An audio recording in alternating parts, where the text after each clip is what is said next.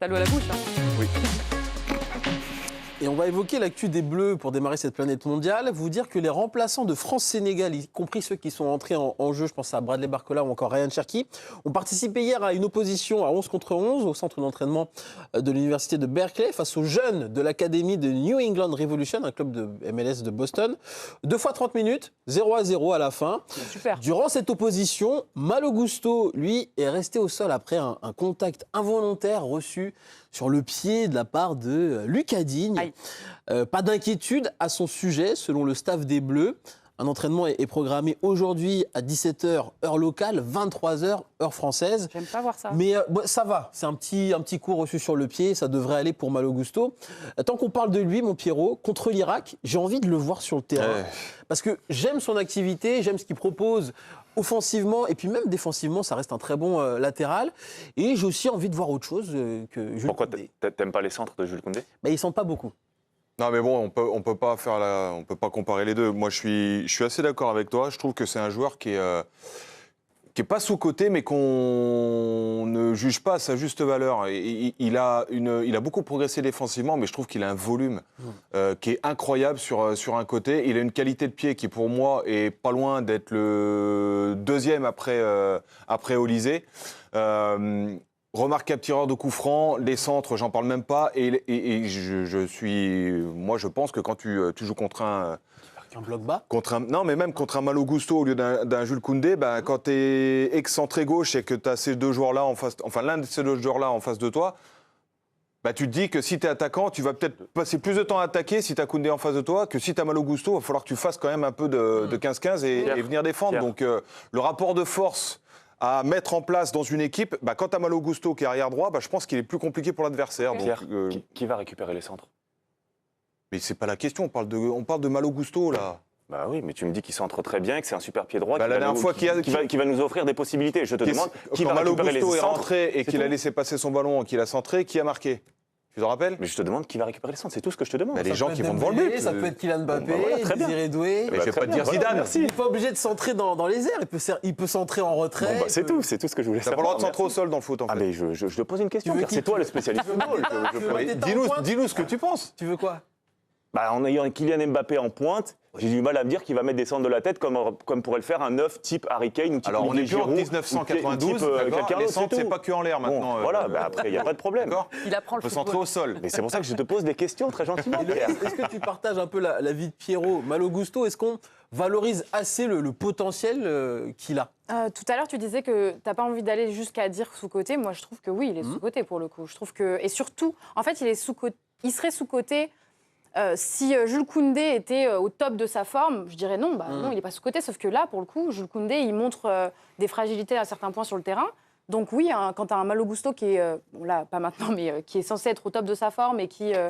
c'est pour ça que je dis là, pas maintenant, il s'est pris un coup. Mais après, c'est un coup. C'est rien, il a dit que c'était rien, docteur Alias. On dit c'est qu'un coup, donc ça va. Mais donc, je me dis, t'as un Malo Gusto qui est au top de sa forme. Je trouve ça dommage qu'on puisse pas s'en servir. Après attention, peut-être qu'on va s'en servir sur des Exactement. remplacements. Et je pense que c'est il a marqué des points quand même, malgré tout. Dans ses rentrées, Dans les matchs amicaux, bien dans ce sûr. qui s'est passé, Il a peut-être marqué qu'il a des très planté bons la graine points. à Didier Deschamps aussi. Mais la pense que deuxième c'est match certain. contre l'Irak, c'est peut-être l'occasion d'être le moins Peut-être qu'il va l'adversaire le s'imposer, moins France. fort. Hein Peut-être qu'il va s'imposer l'idée, pour la suite. On va voir comment ça se passe. Mais ce qui est bien, c'est qu'au moins, ça pousse Jules Koundé à élever le niveau.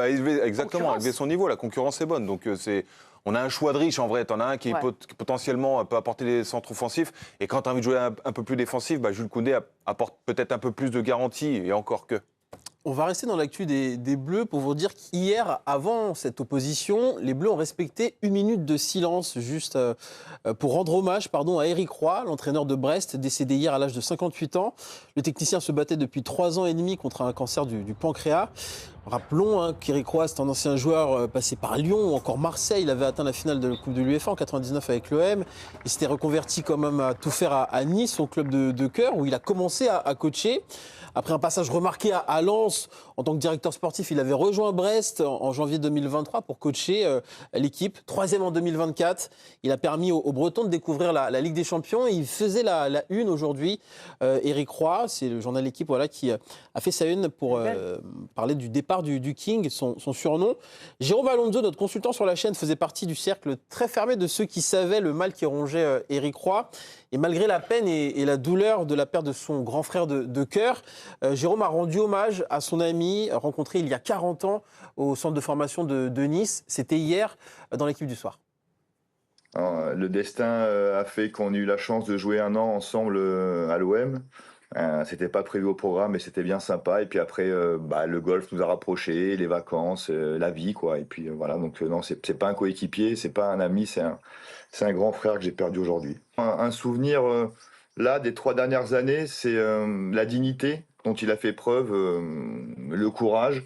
Et je suis persuadé que son aventure à Brest l'a fait tenir debout. Et cette aventure humaine et sportive qui le comblait, on en parlait tout le temps. Et il aimait son staff et ses joueurs et son public par-dessus tout. Et donc l'image que j'ai, c'est ça, ce combat-là mené avec le combat contre la mort. Et puis parallèlement, cette aventure sportive fantastique. Pierrot, je garde en mémoire un coach ô combien fier de défendre les couleurs de son club, du Stade brestois notamment, un homme passionné et passionnant et toujours disponible aussi. On l'a eu quelques fois dans l'émission en visio et il était tout le temps avec la banane, il amenait sa bonne humeur et puis sa fraîcheur. Et je connais pas, je connais personne qui m'a jamais dit du mal d'Éric Roy. Ça a toujours été dans tous les endroits où il est passé, dans tous les clubs. Toujours une bonne image, et même en consultant, il était très fort. C'était quelqu'un qui était très intéressé par le jeu et qui était très facile, possible pour l'expliquer. Totalement.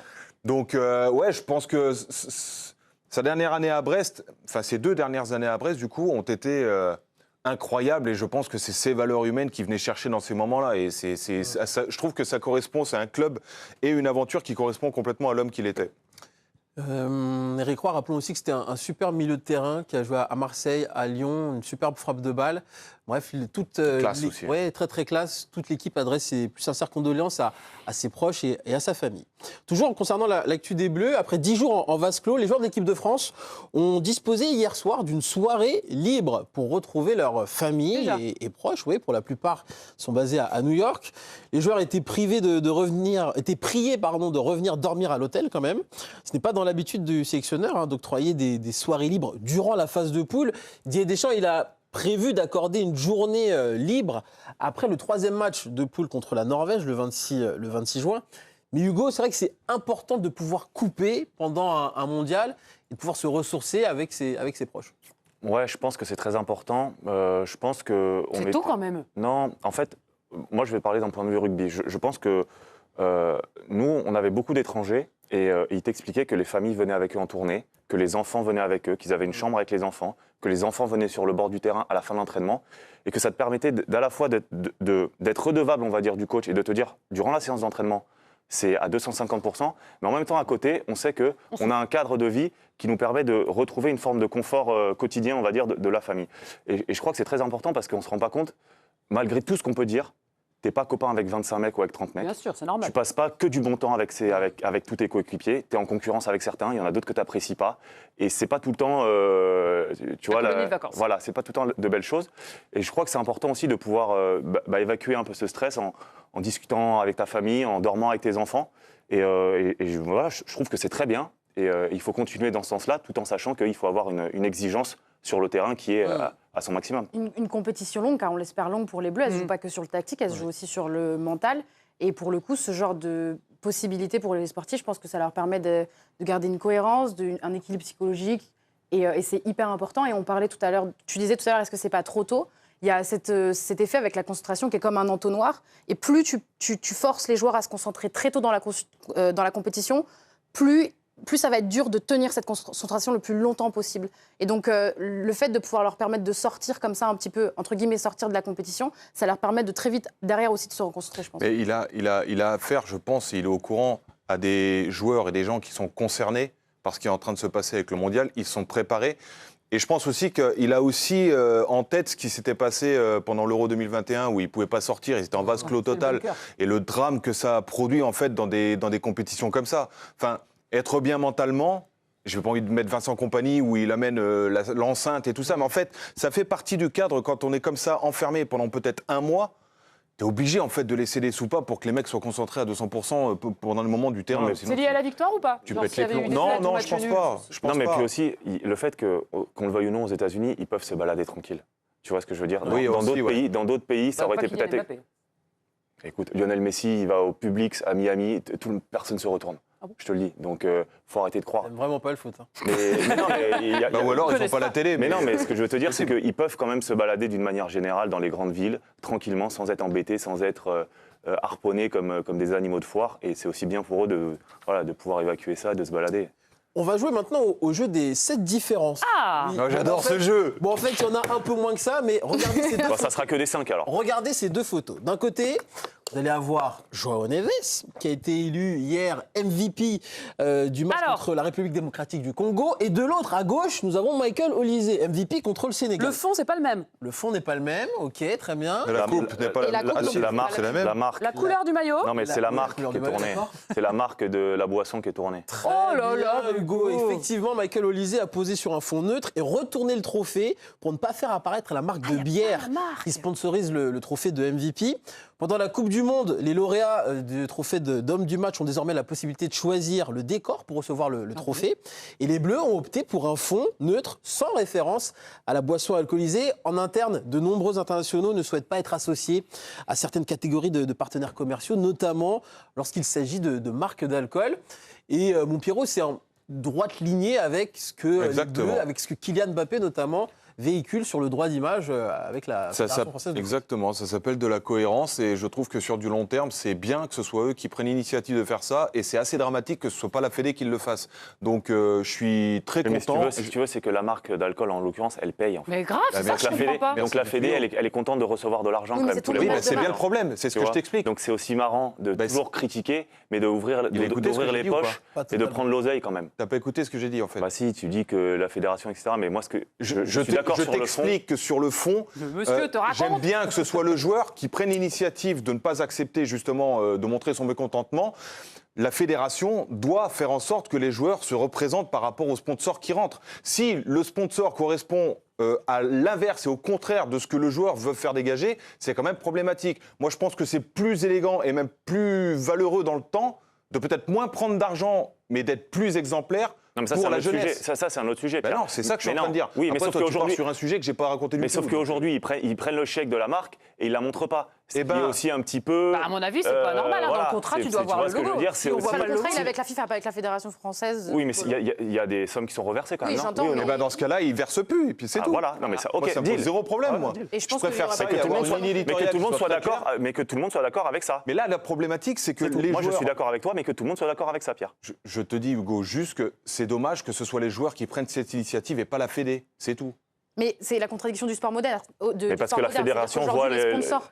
C'est la contradiction du sport moderne, c'est-à-dire qu'en gros, les sports ont besoin de sponsors, les sponsors ont besoin de visibilité, sauf que les acteurs sont toujours les décideurs finalement, ça reste toujours les vrais acteurs et c'est les sportifs Voilà. qui font ce qu'ils veulent. Et l'image de marque aujourd'hui, elle est hyper importante, ça reste leur image de marque. Et ça me fait penser au parallèle avec Wemby, l'agent de Wemby qui avait dit, Wemby avait dit, moi je veux pas qu'on associe ma marque avec des sodas ou n'importe quelle marque de soda parce que c'est pas les valeurs que je veux inculquer aux jeunes.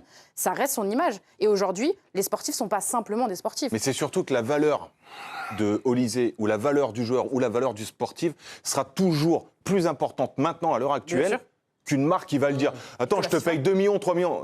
Non, t'inquiète, les 3 millions, je vais les prendre ailleurs, je vais trouver Je comment vais même faire. ne Non, pas mais les c'est prendre. vrai. Bah oui. C'est fini ce temps-là. On va